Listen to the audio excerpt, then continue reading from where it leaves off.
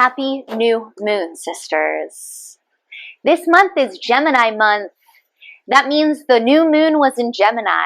So we're starting out on this month that carries the energy of Gemini, the twins, this energy of curiosity, youthful enthusiasm, awe, a willingness to look at things with new eyes, to release our old stories, and just taking this approach of life bright, optimistic, enthusiasm, curiosity. It's that part of us that when we were little girls, we would ask why. And then we'd get an answer and we'd say, but why? And then we'd get an answer and they'd say, but why? So it's that kind of energy of kind of rethinking what we take for granted, which is energy that for sure we can use in our culture right now, right? We're in this huge spiritual and systemic evolution where we are questioning the foundations of everything. And of course, what's happening within happens without. What's without is within, right? And as above, so below, so in here. So our own internal process this month is very much one of tapping in to the energy of that inner child self. Gemini carries that juice of that beginner's mind energy, really coming to the world without all of the baggage that we tend to carry, taking an approach that's really playful and having that insatiable curiosity and desire for learning, right? So it'd be an excellent month to start something new, pick up a book, to really look at the places in our lives where we're being too fucking serious, right? Where have we just taken what's reality is just for granted, and we're just like, fine, that's just the way it is, so I'm just working around it. Why can't we question that? This is the month to bring in a new perspective. So we can definitely call in the medicine of Gemini anytime that we're feeling jaded, that we're feeling like we know it all, that we're feeling like we've stuck in old patterns. And of course, the entire zodiac is you. This is not something that's like the person who with the Gemini sun who identifies that way. This is your inner essence. This is the archetype of the inner maiden within you. The maiden carries so much juicy medicine, that inner child part of ourself in the wheel of life. She's actually the closest to the crone, right?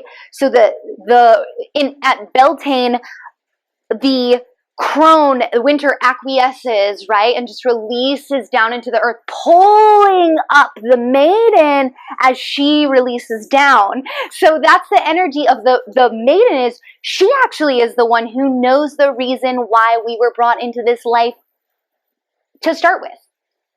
She actually carries our soul codes super, super strong, super powerful. We can never underestimate children in general, but our child self, that she actually carries she's the closest to that spirit realm from which we came forward when we took on this soul contract to enter into this lifetime. So we can really honor her this month by, here's your homework, making play dates with your maiden. And it's not just Gemini month, it's actually like this is like for mental health. Your therapeutic homework is make a weekly play date with your maiden. And that's a time when you can just be like, maiden, what do you want to do? All right. And then just do it. You know, it's not functional. It's not practical. You're not learning something. You're not doing something productive.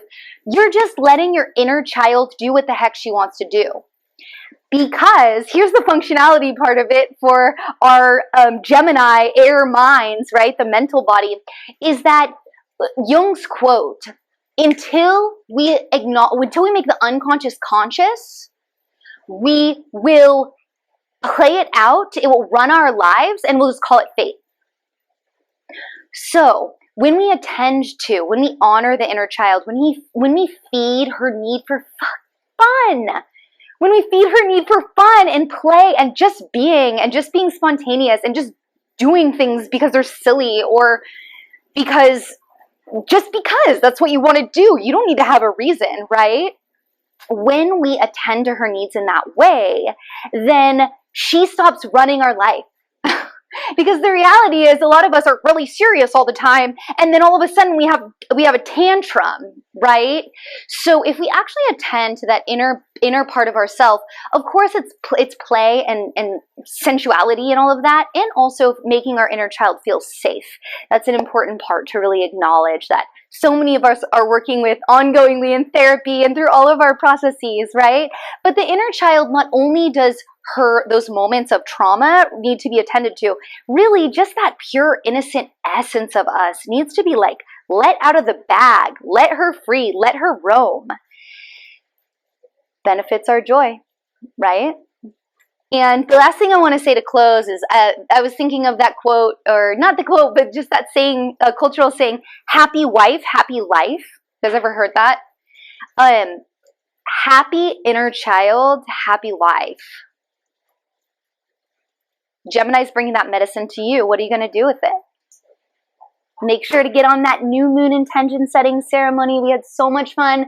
Those of us that were live, and that'll be up for you all month. It's never too late, right, to do the intention setting ceremony, even if you make it at the full moon, but really the closest to the new moon you can do it.